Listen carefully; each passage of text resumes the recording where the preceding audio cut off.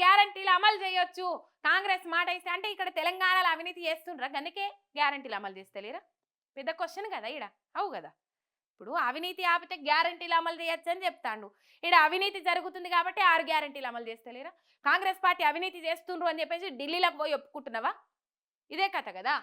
కాంగ్రెస్ మాట ఇస్తే ఖచ్చితంగా నెరవేరుస్తుంది అమ్మో మీరు ఇటువంటి మాటలు చెప్తే గమ్మత్ అనిపిస్తుంది రేవంత్ అన్నో మాట మీద నిలబడితే తలపండు వలిగి శాపనార్థం ఉన్నదేమో తల 16 వక్కలై చచ్చిపోతారనే శాపనార్థం ఏమైనా ఉన్నదేమో మీకు కానీ మాకు తెలియదు కానీ మాట మీద అస్సలే నిలబడరు మీరు మాట మీద నిలబడే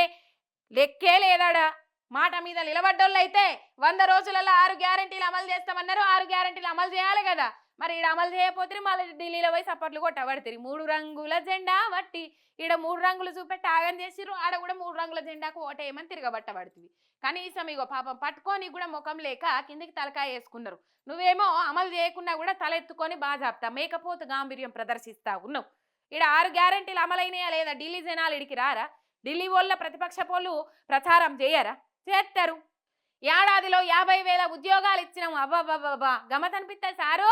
నోటిఫికేషన్ ఏడేసినావు పరీక్షలు ఏడబెట్టినావు నియామక పత్రాలు ఏడంది ఇచ్చినావు సారు 55,000 ఉద్యోగాలకు పోయిన ప్రభుత్వంలో ఇచ్చిన నోటిఫికేషన్లకు పోయిన ప్రభుత్వంలో రాసిన పరీక్షలకు ఇలా నేనే ఇచ్చిన ఉద్యోగాలను డబ్బా కొట్టుకోవడానికి ఏమనిపించలేదా సారు గంత మోటు సామెతలు మారుతా ఉన్నారు అయినప్పటికీ కూడా మీరు ఈ మాట ఇడిచిపెడతలేరు ఢిల్లీలో హామీలు అమలు చేసే జిమ్మేదారి నాదే మరి ఇక్కడ హామీలు అమలు చేసే జిమ్మేదారి ఎవరికి అప్పచెప్పినావు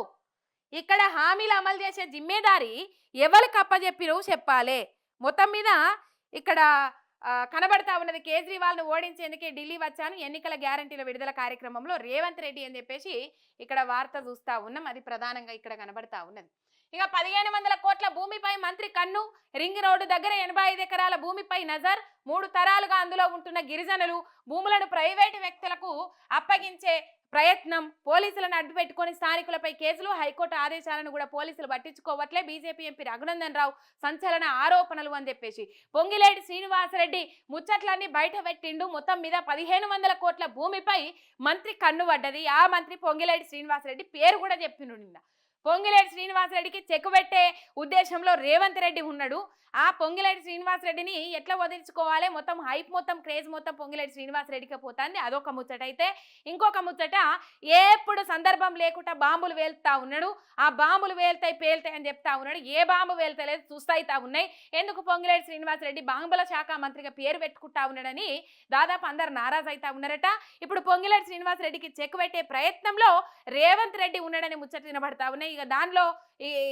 ఇది Raghunandan Rao BJP MP Dubbaka MP Raghunandan Rao మొత్తం మీద మెదక్ ఎంపీ రఘునందన్ రావు పొంగిలేటి శ్రీనివాసరెడ్డికి సంబంధించిన